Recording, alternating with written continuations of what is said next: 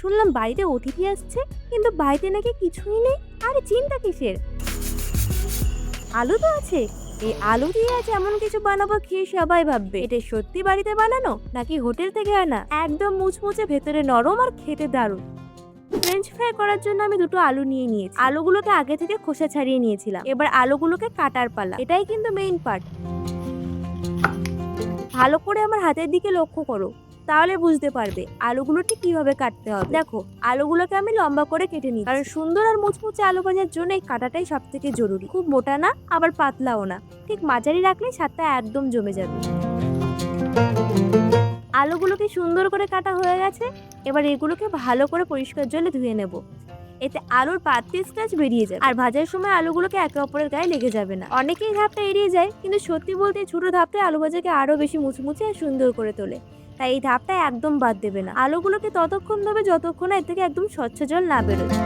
পরিষ্কার জল বেরিয়ে আসলে আর ধোয়া দরকার নেই। তারপর আলুগুলোকে সেদ্ধ করে নিতে হবে। এখানে আমি আলুগুলোকে 50% সিদ্ধ করব। আর সেদ্ধ করার সময় অবশ্যই লবণ দিয়ে সিদ্ধ করব, তবেই কিন্তু স্বাদটা ভালো আসবে। নয়তো পরে আলুর মধ্যে লবণ ঢুকবে না আর খেতেও ভালো লাগবে না। সব থেকে ভালো কথা কি জানো, কোনো বিশেষ উপকরণ না, শুধু ঠিকভাবে দুই একটা ছোট স্টেপ মানলেই চলবে। আলুগুলো সেদ্ধ হয়ে গেলে একটা ছাঁচের সাহায্যে তুলে রাখবো। এরপর আলুগুলোকে একটা পাত্রে একটু মেলিয়ে রাখবো, যাতে করে জলটা শুকিয়ে যায়। তারপর আলুর মধ্যে দিয়ে দেবো 3 চামচ কর্নফ্লাওয়ার।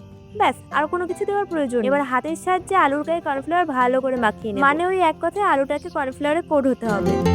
এরপর কড়াইয়ে রিফাইন তেল দিয়ে দেবো। তেলটাকে ভালো করে গরম করতে হবে। তারপর ওই তেলের মধ্যে ধীরে ধীরে আলুগুলোকে ছেড়ে দেবো। একবারে বেশি করে আলু দিতে যাবে না, তাহলে সমস্যা হয়ে যাবে।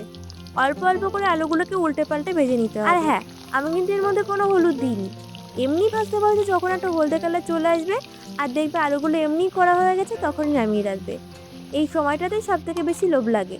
ফ্রেঞ্চ ফ্রাইগুলো যখন ধীরে ধীরে সোনালি রং নিচ্ছে, তখন শুধু দেখলেই খেতে ইচ্ছা করে। রান্না করে যেই আসবে সেই বলবে একটা শুধু তুলে খায়। আর সত্যি কথা বলতে, গরম গরম মুচমুচে ফ্রেঞ্চ ফ্রাই প্লেটে সাজানোর আগেই অর্ধেক শেষ হয়ে যায়। আর তোমাদের বাড়িতে এরকম ফ্রেঞ্চ ফ্রাই খেতে কে কে পছন্দ করে কমেন্টে জানাবে কিন্তু। যখনই সন্ধ্যা মুখরোচক কিছু খেতে ইচ্ছা করবে, এভাবে বানিয়ে নেবে। এটা বানাতে তেমন কোনো খরচা নেই, কিন্তু কিনতে গেলে অনেক দাম। তাই একটু বুদ্ধি করে বাড়িতেই বানিয়ে নাও।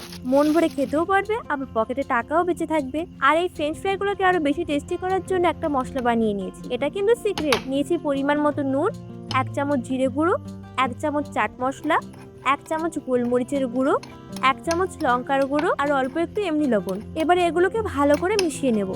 মশলাগুলোকে ভালো করে মেশানো হয়ে গেলে ফ্রেঞ্চ ফ্রাইয়ের উপর মশলাগুলো দিয়ে দেবো। এই সিক্রেট মশলাটা দেওয়ার জন্য আমাদের ফ্রেঞ্চ ফ্রাই কিন্তু অনেকটাই বেশি টেস্ট বেড়ে যাবে। আমি হাতের সাহায্যে ফ্রেঞ্চ ফ্রাইয়ের গায়ে ভালো করে মশলাটা মাখিয়ে দিলাম। আর এগুলো যে কতটা মচমচে ছিল তা তোমরা ভিডিও দেখে নিশ্চয়ই বুঝতে পারো। আর সত্যি বলতে টেস্ট কিন্তু মারাত্মক, রেস্টুরেন্টের থেকে শত গুণে ভালো। এরপর বাড়িতে থাকা টমেটো সসের সাহায্যে পরিবেশন করলেই ব্যাস, পুরো জমে যাবে। আমার ভিডিওটা ভালো লেগে থাকলে লাইক, কমেন্ট, শেয়ার করে পাশে থেকো। দেখা হচ্ছে নেক্সট ভিডিওতে। এখনকার মতো টাটা।